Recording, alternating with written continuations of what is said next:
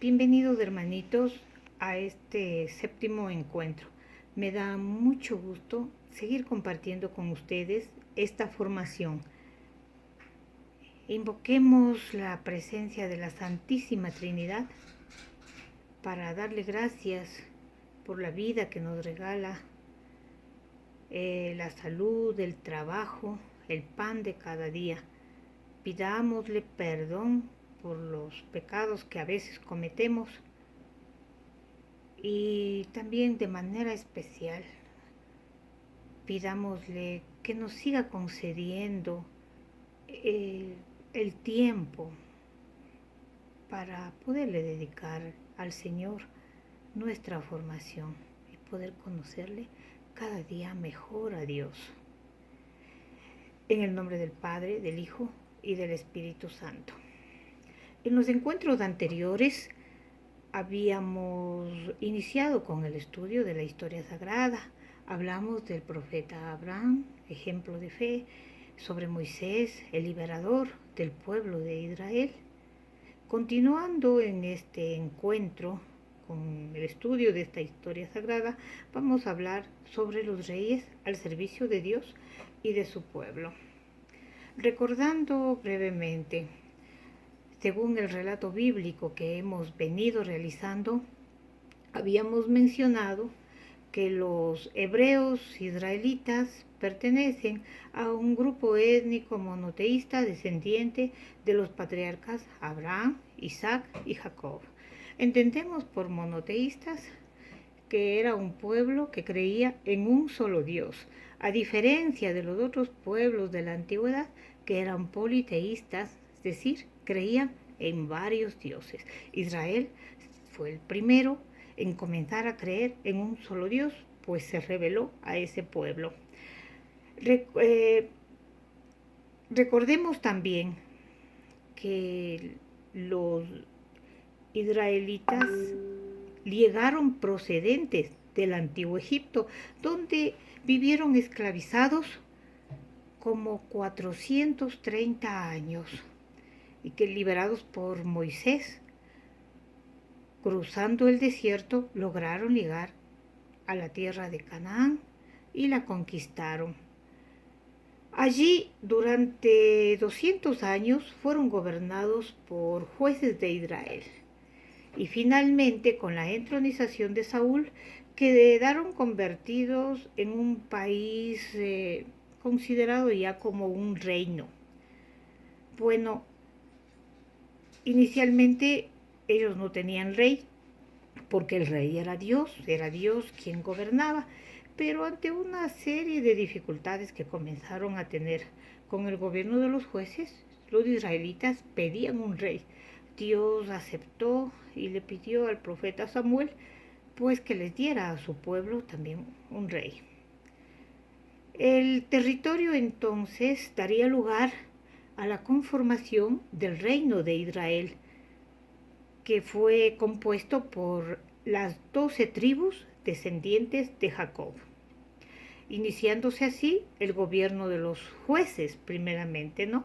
El relato comienza en una época en que los israelitas llevan bastante tiempo violando las reglas, los principios éticos, las metas, las virtudes de liderazgo que Dios estableció para ellos, pues habían sido violados. Después de casi 200 años de gobierno, cada vez peores, de varios jueces, Israel se encontraba ya en ruinas. En los libros de Samuel, Reyes y Crónica nos narran la intervención de Dios en el gobierno de Israel, mientras su pueblo pasaba de ser una débil confederación conformado por tribus a una monarquía prometedora. El profeta Samuel, considerado como el último de los grandes jueces de Israel, se estaba haciendo viejo y los asuntos pues habían sido confiados a sus hijos, quienes habían sido infieles, por lo que la gente infieles al mandato de Dios, por lo que la gente estaba insatisfecha y pidieron un rey que los gobernara, y al igual que las otras naciones. Aunque se consideró un rechazo al régimen de Dios, como ya lo había mencionado, sin embargo, pues Dios instruyó a Samuel para que les diera a su pueblo un rey, iniciándose así el gobierno de los reyes. El tiempo de los reyes constituye la tercera etapa de la historia del pueblo de Israel. Recordando brevemente las etapas de la historia del pueblo de Israel, comenzamos con los patriarcas, ¿no? El periodo de los patriarcas.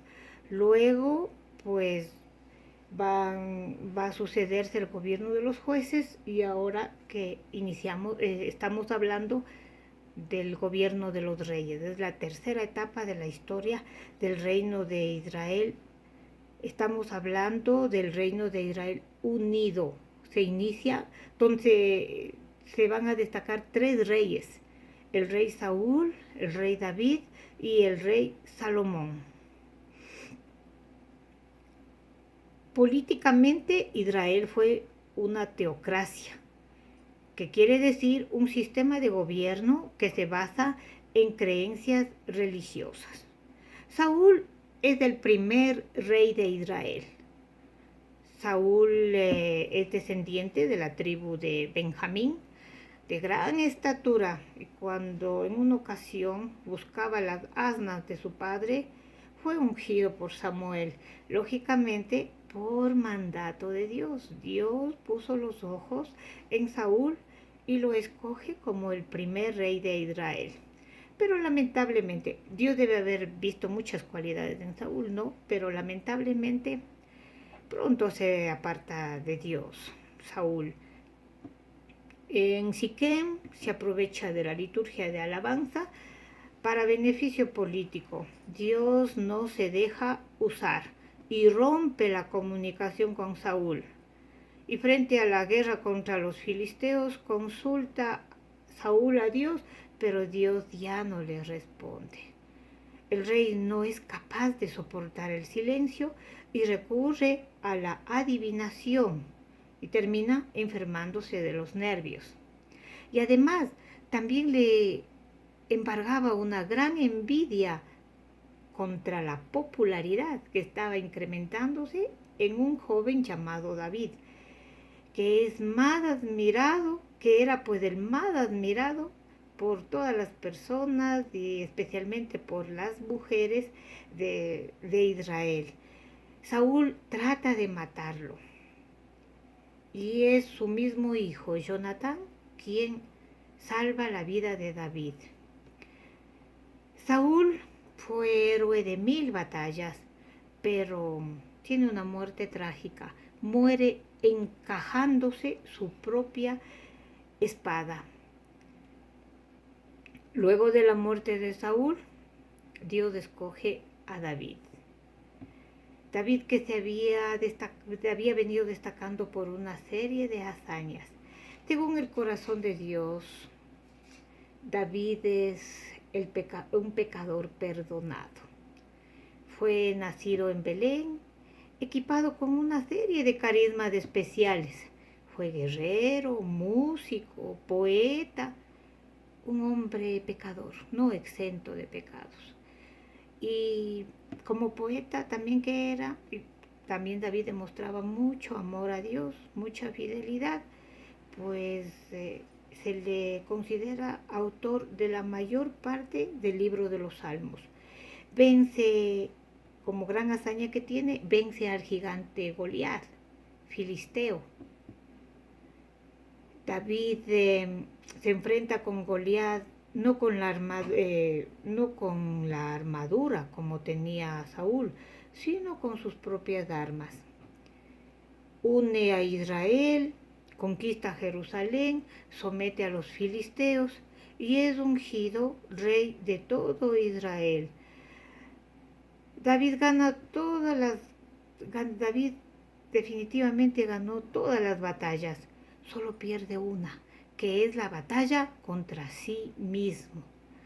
Sucumbe ante los encantos de una hermosa mujer, de Betsabé, que estaba casado con Urías, que era un militar que formaba parte del ejército del rey David. Cuando David se deja someter de este encanto, deja de esforzarse y se sienta cómodamente en la terraza de su palacio y ya no empuña su espada para seguir luchando contra el territorio de Israel. ¿Conoce usted la historia de David y Goliat? Pues nos cuenta la Sagrada Escritura, Goliat era un gigante filisteo y David era apenas un niño. Goliat estaba bien equipado con su armadura, con su lanza, con su jabalina. En cambio, David apenas con una honda. ¿Cómo se enfrentaron los dos? Cuando se conocieron, David le dijo, lógicamente para infundirle temor, yo soy Goliat. Mientras que la respuesta de David fue, yo soy hijo de Dios. Tú vienes contra mí con espada, lanza y jabalina, pero yo vengo contra ti en nombre del Señor Todopoderoso. ¿Y cuáles fueron los resultados? David venció a Goliat. Entonces, con la ayuda de Dios. En ese entonces era el profeta Natán quien profetizaba, ¿no? Quien anunciaba, quien transmitía la palabra de Dios. El profeta Natán enuncia el pecado de David, el cual se convierte, para que él se convierta. Le recrimina su pecado de homicidio y adulterio. Recordemos que la mujer que encantó a David estaba casada con Urías. Entonces el rey David provocó la muerte de Urías y se enamoró de su esposa. Entonces el profeta le recriminaba sus pecados de homicidio y adulterio. David reconoce su pecado con todo el dolor de su corazón y pronuncia una de las oraciones más bellas de toda la Biblia, que está escrita en el Salmo 51. El profeta Natán también anuncia que un hijo de David, un descendiente de la casa de David, será el rey eterno. Entonces eso ya es una promesa mesiánica que nos está profetizando la venida de Jesús. Finalmente, del Reino Unido de Israel tenemos al rey Salomón. Según la Biblia, fue el tercero y último monarca del Reino Unido de Israel. Fue hijo del rey David y de Betsabé.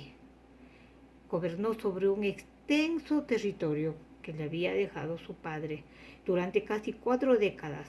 Durante su reinado construyó el primer templo, que es el templo de Jerusalén. A él se le atribuye también la autoría de textos bíblicos porque tenía una gran sabiduría, como son el libro del Eclesiastés, el libro de los Proverbios y el Cantar de los Cantares. Su territorio tenía una gran extensión y la gran sabiduría que era el carisma del rey. Trasladó el arca de la alianza al templo de Jerusalén, esa arca con la que cruzaron los israelitas todo el desierto durante 40 años.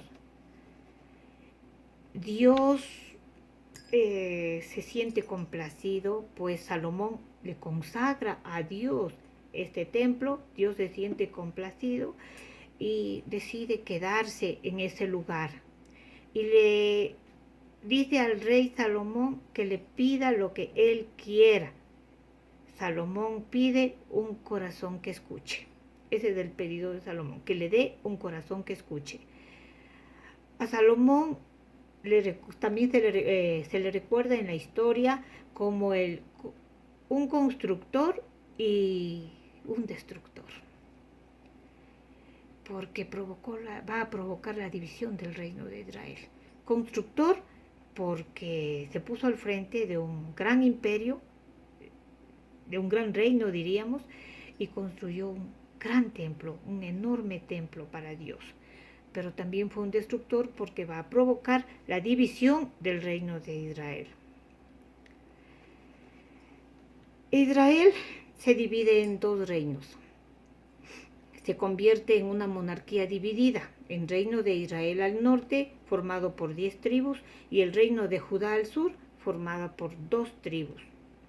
Ocurrió que alrededor del año 930 a.C., después de la muerte del rey Salomón, a excepción de Judá y Benjamín, que van a formar el reino del sur, 10 tribus de Israel, llamadas tribus del norte, se negaron a aceptar a Roboam, hijo y sucesor de Salomón, como su rey, pues a Salomón se le consideró como un terrible dictador.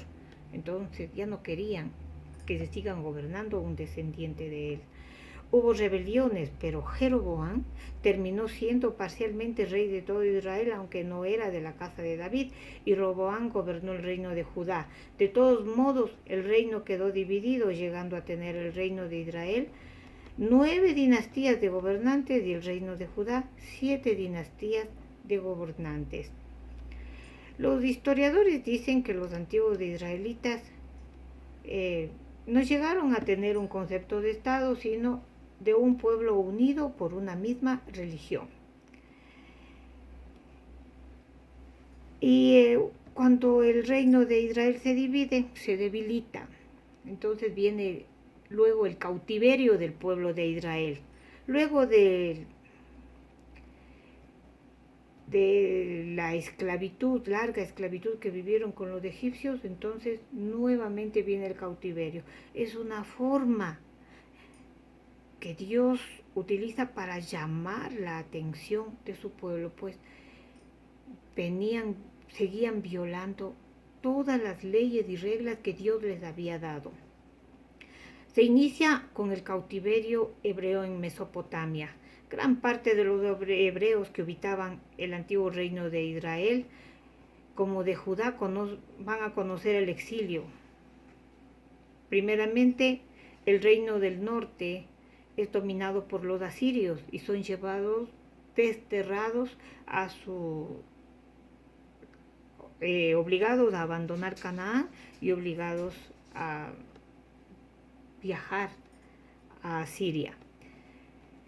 Luego de algunos años viene el cautiverio del reino de Judá, quienes son invadidos por los babilonios al mando del rey Nabucodonosor. Finalizado luego de 70 años con el edicto del rey Ciro, rey de Persia, cuando los persas dominaron a los babilonios, los israelitas reciben la libertad de los persas y regresan nuevamente a las tierras de Canaán,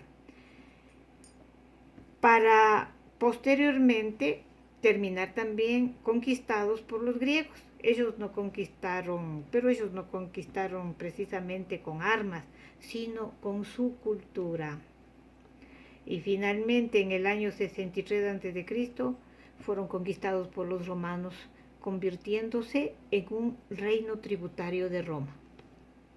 Bueno, hemos revisado brevemente esta historia sagrada, ¿no?, que es la historia de Israel, los reyes al servicio de Dios y de su pueblo.